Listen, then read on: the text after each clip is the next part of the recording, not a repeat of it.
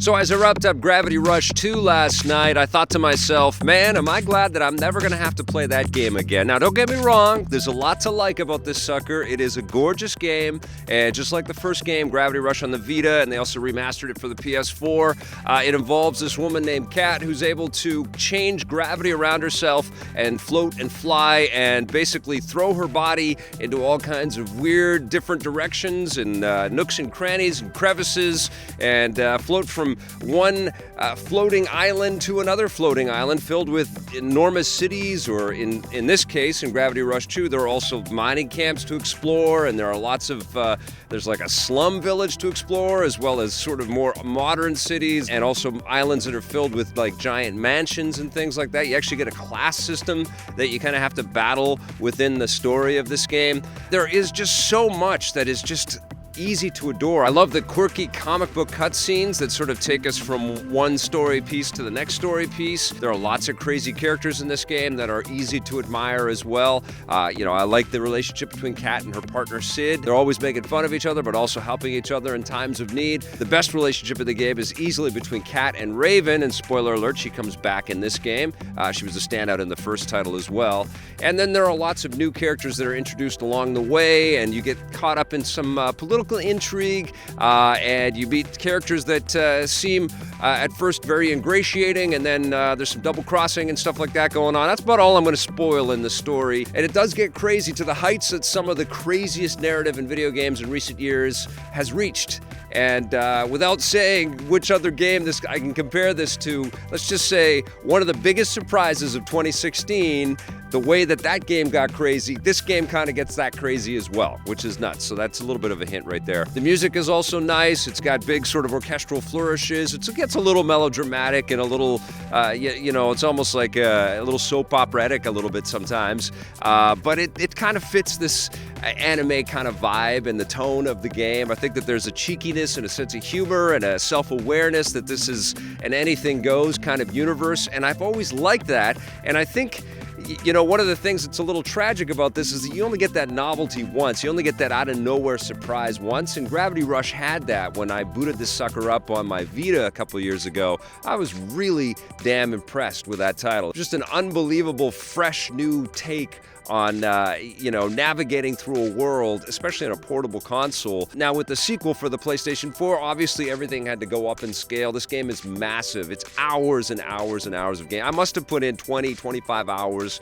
just to finish the main story, and then there's tons of side missions, and there's lots of challenge modes. You can also take photographs and upload them and have them rated. There's lots of persistent online kind of connectivity there to sort of keep you connected with other players, which is kind of cool. And you also get lots of power-ups by collecting all of these crystals, which is almost has the same pull as Crackdown does, when you're going after those orbs. Collecting the crystals in this game to get the power-ups is just as fun, because you go from, archway in a city to underneath a giant island to the top of a giant building. You go everywhere in this sucker, which is great. The difficulty that I found in giving my heart to this game, though, was the fact that the actual controls just got in the way. You were just fighting this thing the entire time, and I felt like it was nuts, man. You never felt like there was a sense of graceful progression like other superhero titles that give you like a Spider-Man game or a Superman game. There hasn't been a good Superman game, don't get me wrong, but there's been lots of titles along the way where you have these kind of superpowers,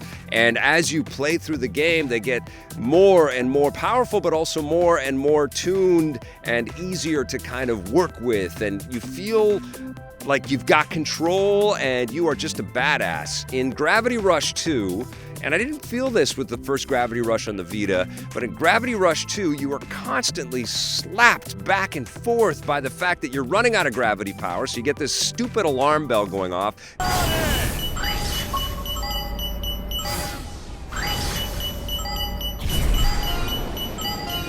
Beep, beep, beep, beep, beep, reminding you that you've got to, not be in the air, although you're fighting some giant monstrosity in the air, but you can't kind of configure the camera properly, so you're swishing past them, and you're missing things that you think you've got targeted, and your alarm bell goes off, and you drop, and you fall, and it's just a lot of rinse and repeat. Try that again. Oh, damn, I got a game over sequence, but at least I can reload. The checkpoints aren't set up too bad, but you do have to replay a bunch of stuff, and it's just interminably frustrating, kind of fighting the control design of this game. You just don't want to be in such conflict with the way that you want to progress through this title. And I think it's inherent in the way that Kat moves, which I think was fun and fresh when we introduced her in the first Gravity Rush, where she, is kind of new to all of her powers, and she is basically falling. It's really just falling in directions, and that explains the way her body sort of contorts and moves like that. But you're not really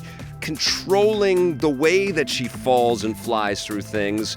You're just repositioning the camera, stopping your fall because you have gravity control, and then letting yourself fall again in that direction. But you missed by a couple degrees, so you got to reposition the camera, stop, go again. Oh no, you missed. Oh, stop, go again, stop. And that's just really incredibly cumbersome. And this game should be graceful. It should feel like you can just float from sequence to sequence or bad guy to bad guy, and there's a little bit of that. I mean, there's some combos built into the game. Some of the power-ups and some of the special attack moves that you have in this thing are sensational.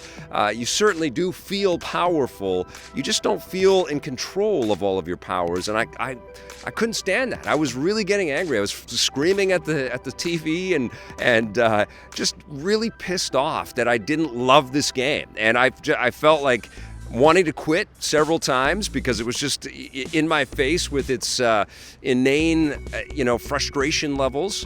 And I didn't quit, though, and I think that does say something. I think it speaks to the unbelievable amounts of content and love and determination and sort of production art that went into this sucker is just so unbelievably ingratiating and so welcoming. You want to stay, but the game itself fights you the entire time you're playing it. And by the end of it, by these end bosses and these end sequences, you go through a whole bunch of these challenge modes where you run up to a tablet, it tells you what to do. You just basically take out a bunch of bad guys, and then which all look like poo or something. They're like eggplants or something, with little red. They're called the Nevi, and they have these little pink eyes. And anyway, you take those guys out, you get some crystals, then these giant pink hands tell you got to go on to this next area, and it's weird, but it's okay. It kind of works, except that you're under time constraints, or this last bad guy's over there and you can't get it. You're running out of gravity power. It's 2 o'clock in the morning, and you're wondering what the hell you're doing with your life. Not that that's personal reflection or anything, but no, it was too much, It should have just been graceful, fun, and I don't know if it's because I came off The Last Guardian and it has its own control issues and its own inherent problems, and then I'm leaping onto this one.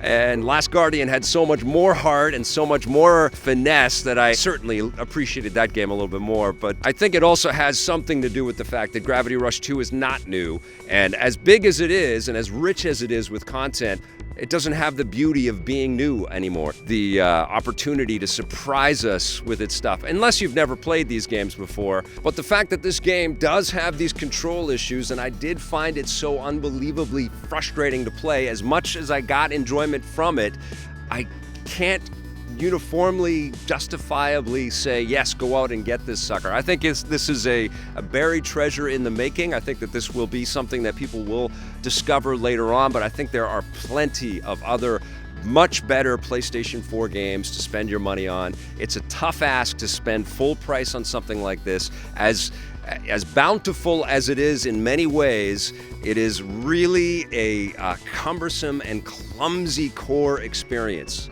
And it breaks my heart to say that.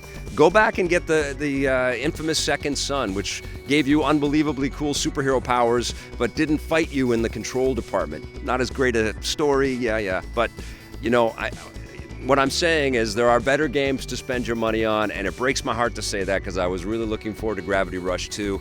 I'm giving it a 7 out of 10.